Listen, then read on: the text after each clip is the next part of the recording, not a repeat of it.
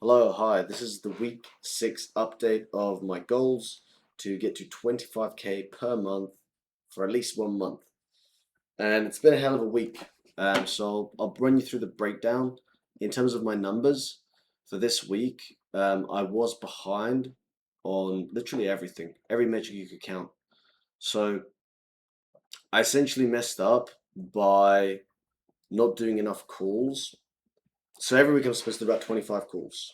Uh, as a closer, so 25 live calls. These are about an hour to an hour and a half long.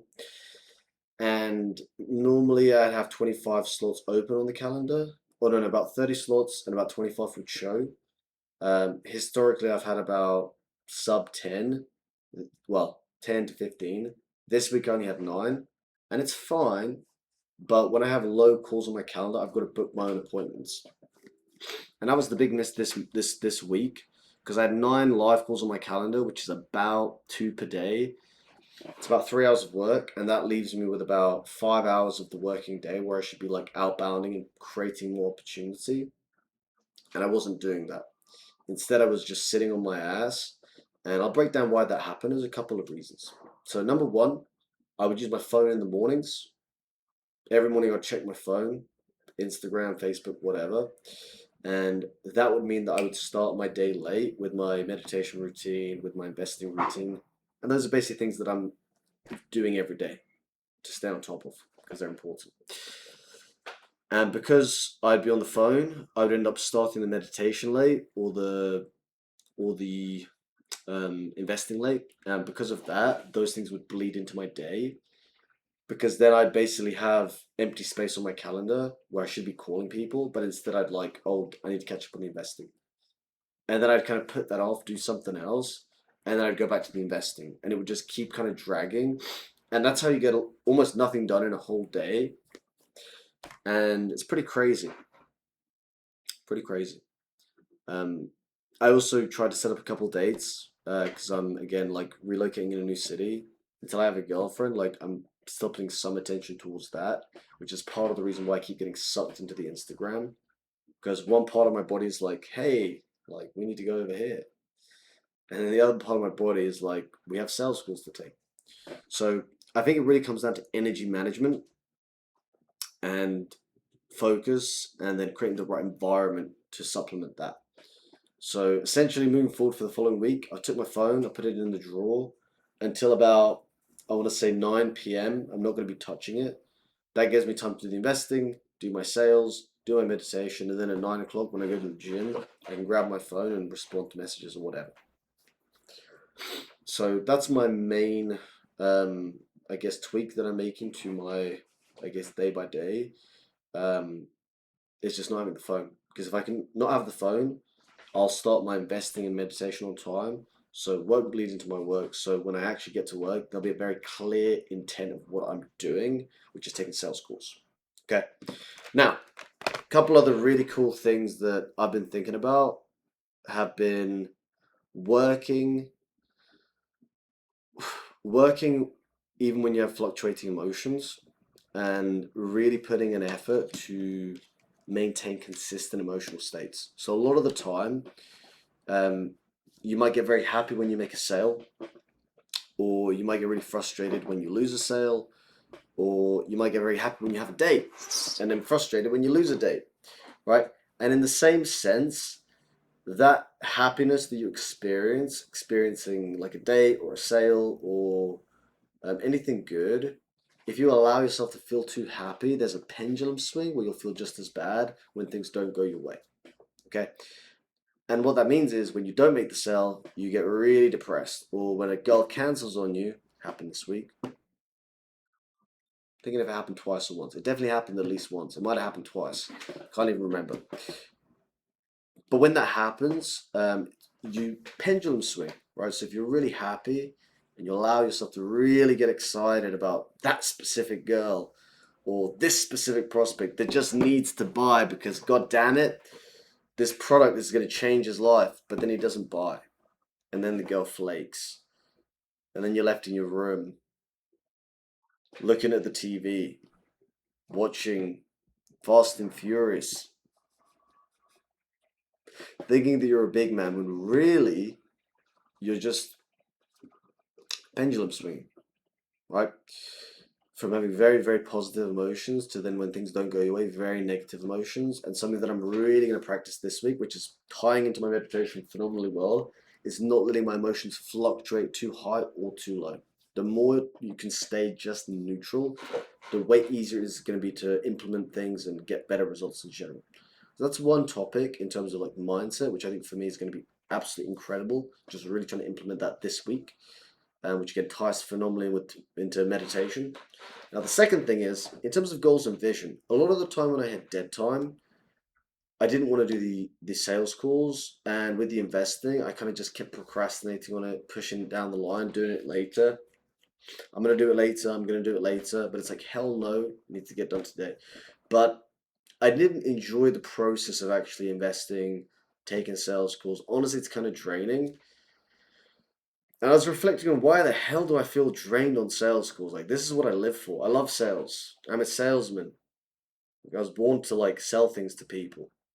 That's my life's calling, right?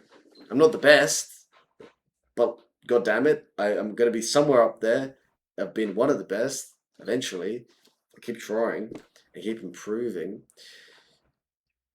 So what I was thinking was that whenever I've been super excited, or not even excited, but whenever I've been super like motivated or driven to do something, and I just see myself doing that thing consistently, regardless of how I felt, I always had in my mind the bigger picture.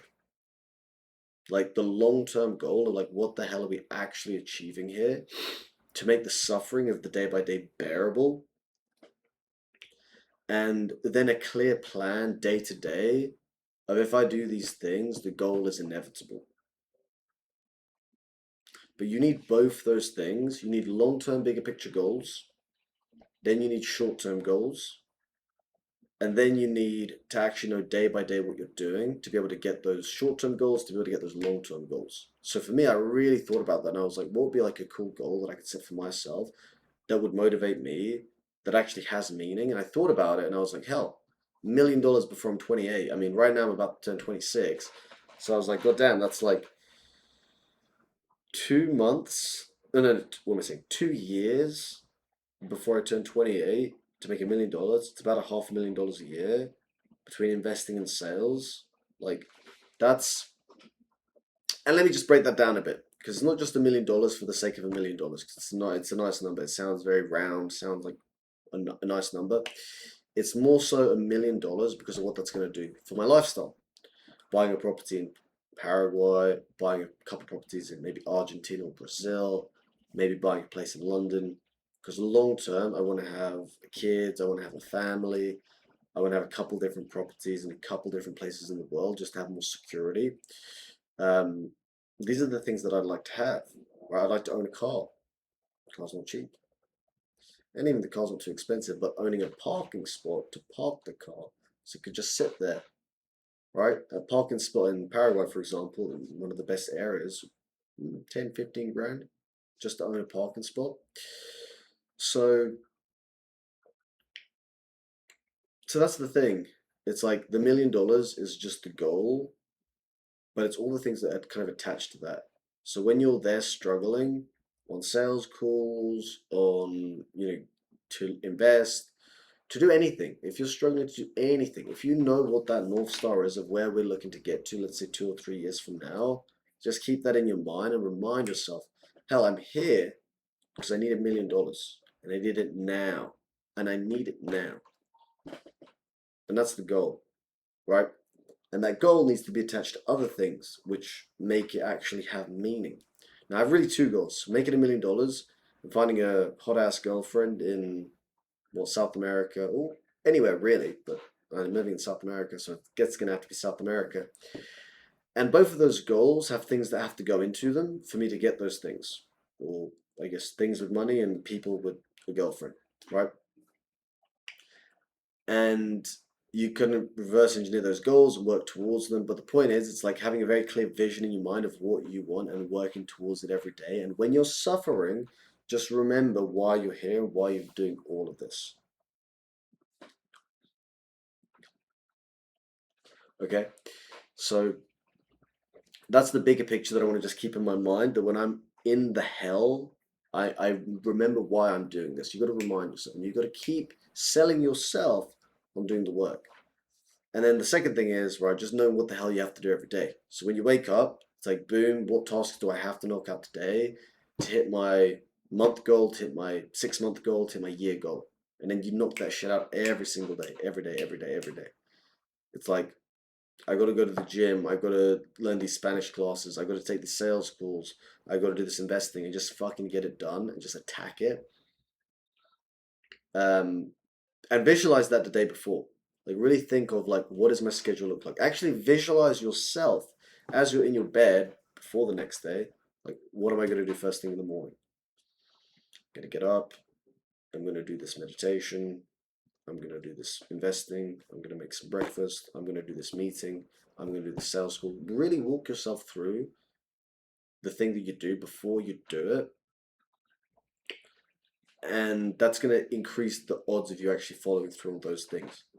And then, really important, when shit sucks, just remember why you're doing everything that you're doing. And you got to know what that is. I know what that is for me. And I think now that I'm really going to make that like at the forefront of my mind, it'll hopefully make taking action a lot easier. And honestly, since I've kind of had that thought and shifted that mindset, the Spanish lessons don't really suck as much anymore.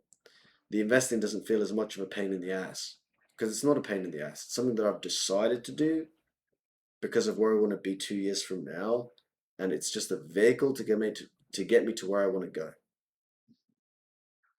Okay, and if you can see suffering as something that gets you to where you want to go, and you can actually connect the dots between that feeling and the result, that's what's going to unlock that capacity to just move and get things done. So that's my weekly update. Not a good week in terms of sales, but a lot of learnings come from that. And these reviews help me a ton. I hope to help anybody that's watching. And yeah, shout out to Argentina.